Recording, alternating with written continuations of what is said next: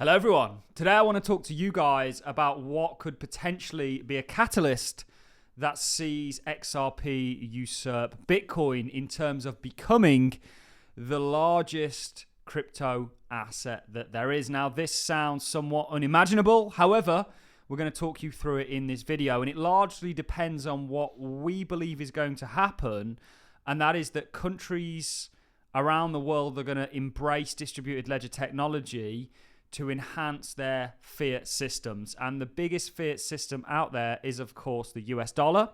It's very ironic where we are now as an industry that actually this industry spawned out of Bitcoin and, of course, Satoshi's vision.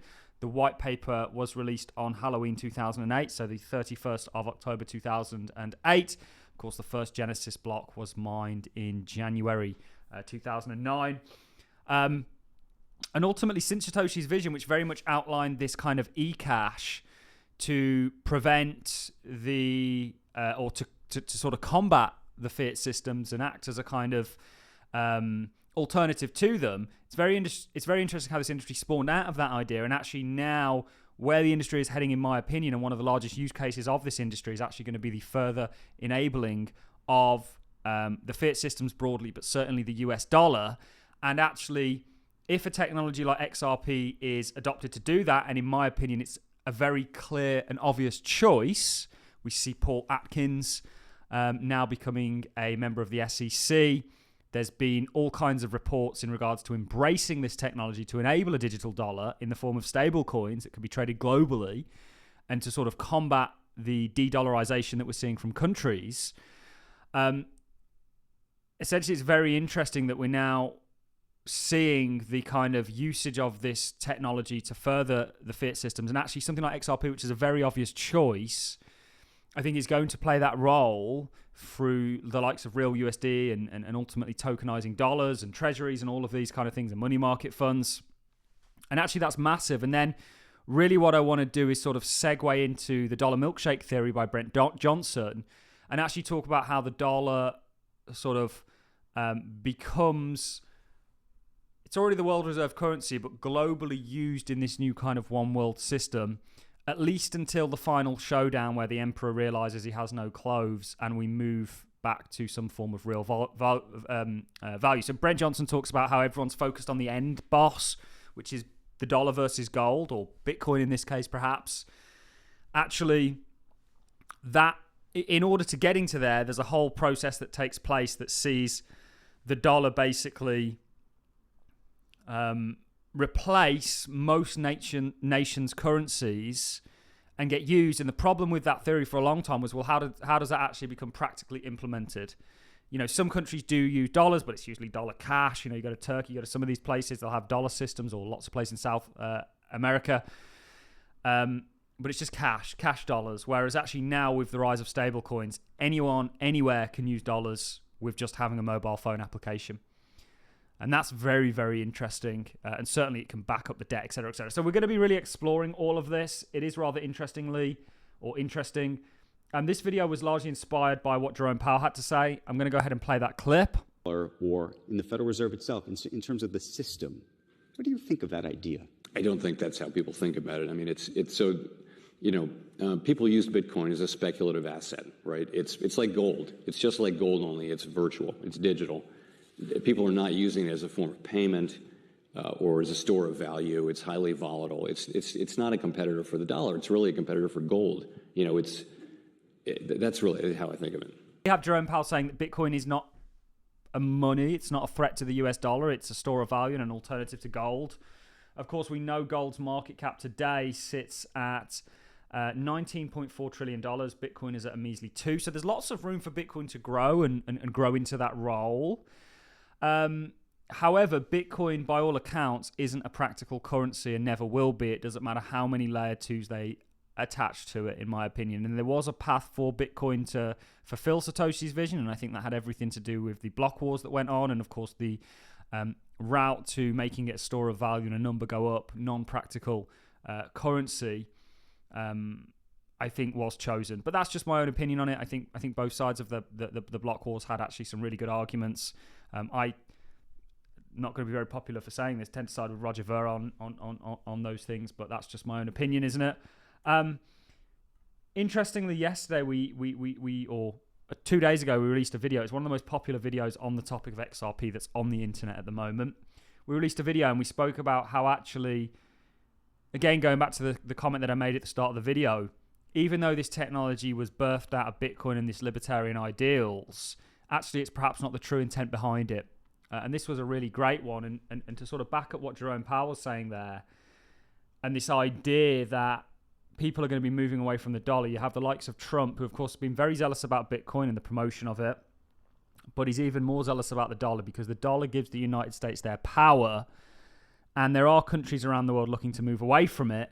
And actually how you can combat that and increase demand for dollars is through essentially commercializing them in the form of stablecoins, globalizing them through doing that and making them accessible to everybody to use, certainly if their native currencies aren't looking too hot. And we see this in countries already.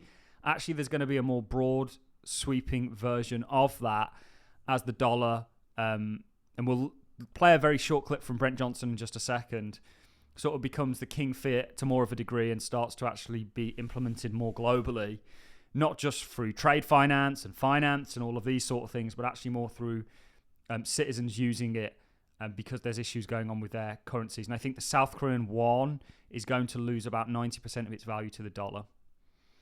And I think we only need a few of those things to happen where actually everybody floods into the dollar. And this is that kind of dollar milkshake theory.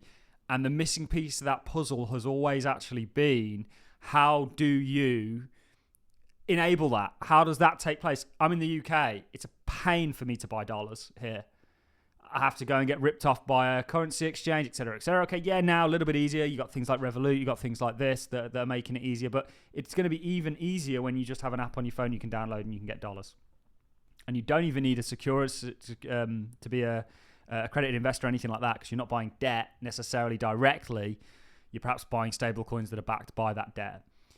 It solves the debt problem. It also, for at least I say solves, postpones the debt problem and the emperor realizing he has no clothes there. But it also furthers the dollar's role globally. Certainly, as I believe we're going to see local currencies start to fail, it's going to bring more of a globalized system through dollar dominance.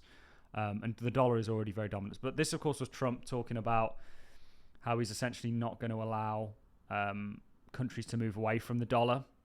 And also, very interestingly, he's also vowed that they would never allow a CBDC. So the option then becomes, well, who replaces it? And it's through these public-private partnerships that everybody keeps talking about, these stablecoin issuers, that actually that's enabled.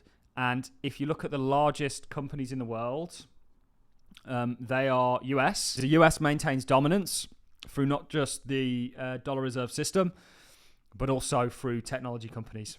And something like Ripple is a technology company, XRP is a technology, and ultimately it's going to really enable the role of the dollar globally. So this is a real opportunity, I believe, certainly if you hold XRP and some of these. I think there's going to be other currencies that are going to play a role in this, or other cryptos that are going to play a role in this. XRP, I think, is going to be that premier one. And I think we're really going to start to see this. What's happening in South Korea is very interesting. I actually think I'm really worried about the Korean won. That's just my own opinion. And actually, I think this is going to push people into dollars. And I can see this real sort of milkshake theory taking place. Let's look at a clip from Brent Johnson talking about the dollar milkshake theory. And then we'll come full circle and finish things back on sort of perhaps the possibility of XRP usurping Bitcoin in regards to the largest crypto asset. Because Bitcoin, we know, isn't practically ever going to be used as a currency. That's my very strong opinion and conviction. And that's an entirely long debate and video for itself. But if XRP actually becomes what enables the currency to work, the rails that the currency works on, the global reserve currency, and actually we start to see that dollar milkshake theory play out, that's an absolute storm that sees XRP do very well. Let's dive into this clip of Brent Johnson. He gave a talk, I believe it was about a year ago, and he's essentially talking about how everyone's focused on the end goal, but what's really going to happen is he's kind of explaining the dollar milkshake theory here using the Highlander analogy. Let's get into it. Many of us in this room probably tried the same trick. We knew what the central banks were up to. We knew they were trying to inflate away the dollar. So we'd bought gold in the anticipation of it being inflated away. And we got rid of our dollars and bought something, a real asset, whether it was gold or silver or the like. And this brings me to Highlander. This is the story about the immortals who only can be killed when their heads get cut off. The Kurgan on the left is the biggest and the baddest of all the immortals. Let's think of him as the dollar. And Connor McLeod on the right, he's our hero. He's more of a poet than a fighter, and he's not really interested in fighting. He just wants to be left alone. Now it becomes very clear early on in the movie that these two are bound to fight, an epic battle. But the thing is, there's many battles that come before this one, before the ultimate showdown. And in many prior battles, it's the Kurgan who's running around the world cutting off other people's heads. And the way it works is when you cut off another immortal's head, all their power flows back to you. So by the time of the epic showdown, the Kurgan is bigger and stronger than anybody else. And I really think that's what's going on with the dollar right now. Everybody's focused on the end game between dollars and gold. But in the meantime, the dollar's going to run around and cut every other fiat currency's head off. And all that capital and all that power is going to flow back into the dollar. And I think stablecoins are the missing piece of this puzzle. And this is essentially what we're looking at. And relating all this back to XRP, XRP is going to be the enabler of more of a dollarized system through actually embedding it in a local level to citizens. We already see countries around the world that have bad currency systems, corrupt governments, all of this sort of stuff moving towards dollars. I say corrupt governments, let's be careful all in, real about our own governments. And I think we see that time and time again, Biden pardoning his son. There's no defending that, I'm afraid. It doesn't matter how far on the left you are or how far anywhere you are, there's no defending that. But really what's going to happen is it's very interesting that this system, this industry spawned out of Bitcoin, its vision, and actually we've kind of done a 160 and it's being used to do the opposite, and is actually going to be used more so to do that than actually combating it. And it's very clear to me that Bitcoin is no threat to their system and the dollar system and the hegemony that comes on the back end of that. Otherwise, it would have been destroyed a lot longer, or at least combated a lot longer. So that's it from me, guys. There's a massive opportunity there because you actually get to own XRP. If XRP plays that kind of bridge asset, it's not going to be the currency. The dollar's going to be the currency, but it's going to be tokenized on XRP and ran through the likes of XRP and some of these other cryptos out there. That taking place is a massive value proposition for XRP, and who knows how high its price can go. We've got that $19 price prediction. Of course, we've looked at that, and we'll do another video on that soon, guys, so do watch out for that. Maybe tomorrow, updating you on the price, because it's very much going in the direction we want it to, and said it would. But it's very rare, once in a lifetime, that you get the opportunity to invest in something as transformative and on such a big scale as the likes of XRP. And actually, that use case is a bigger one than Bitcoin, in my opinion. That's it from me, ladies and gentlemen. I'm going to love and leave you on that note. See you all in the next one. Thanks for watching. See you soon.